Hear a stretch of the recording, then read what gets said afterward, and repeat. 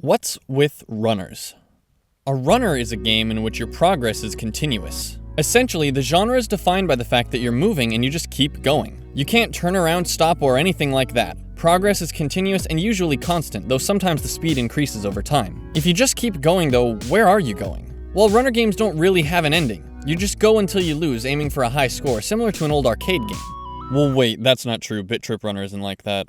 Bit Trip Runner involves instantiated levels in which you have a goal to reach at the end. While Bit Trip Runner does have an endless mode, it isn't the primary mode of the game. On that front, there is a difference between a runner and an endless runner. Let's refine our definition.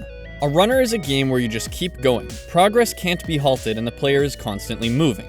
Well, hold on, there's some platformers with moving stages. Do those count as runners? In a game like Bit Trip Runner, your character just keeps moving, but consider a moving stage in a Mario game. You can still move backwards or even stop entirely if only for just a small amount of time. I don't think the traditional Mario game is a runner, so let's refine our definition again. A runner is a game with constant forced progression. A runner game involves being on rails without the ability to backtrack or stop. Well, what about a game like Star Fox? You know what, yeah, I'll allow that. I think Star Fox could be a runner. Essentially, a runner is a game in which the player is on rails and can't backtrack. Some runners, called endless runners, don't have an end. The goal in these games is to achieve the greatest distance possible or have the highest score when you eventually lose. This isn't the case with all runners though, as sometimes you face levels in which the goal is to come to an end. This can be seen in games like Star Fox 64, Bit Trip Runner, and Audio Surf. Well wait, isn't Audio Surf a rhythm game? Well, while the answer is yes, it can still qualify as a runner because you can't turn around and you're on rails. But with this in mind, wouldn't any rhythm game also qualify as a runner?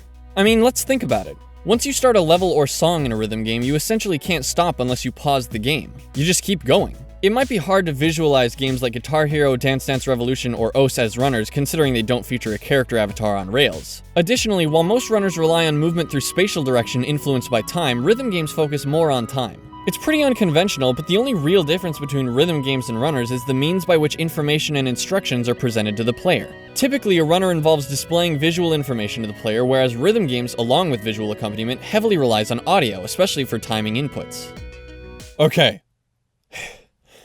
Okay, now that we know what a runner is, let's just start all this over.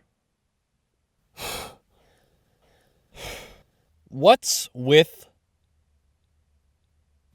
Is Five Nights at Freddy's a runner? No. I mean, think about it. Progress is constant. Perhaps you don't have to move much through space, but just like a rhythm game, it's more about the fact that time keeps going, influencing the actions you as a player have to do. If you were to stop making inputs while playing Five Nights at Freddy's, it wouldn't be long before you lose. That's kind of like a runner. And what about Bop It? Is Bop It a runner? Bop It keeps asking the player for inputs and you just keep going in that. It's kind of like a runner. So what's stopping Bop It from being a runner?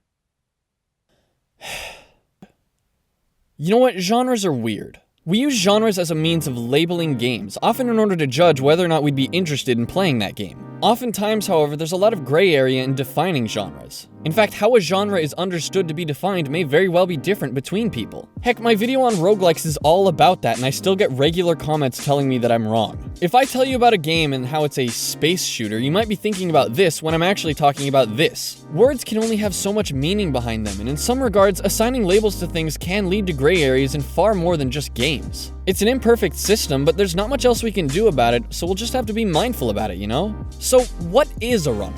Is Boson X a runner? Definitely. Is Bit Trip Runner a runner? Almost certainly. Is Star Fox a runner? That one's probably open to interpretation, but I would say that it is. Is Audio Surf a runner? I think it is, yeah, but when we start to blur the lines between games, it just gets confusing. Is Guitar Hero a runner? What about other rhythm games? Even after we've so thoroughly defined what it means for a game to be a certain genre, we find quickly that there become exceptions to that rule, and in the case of some games, exceptions to those exceptions. Genres aren't set in stone, and as games change over time, so do the defining qualities of the genres that partition those games. So, is Five Nights at Freddy's a runner?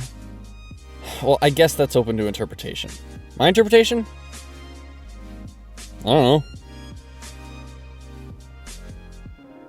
That's what's with runners.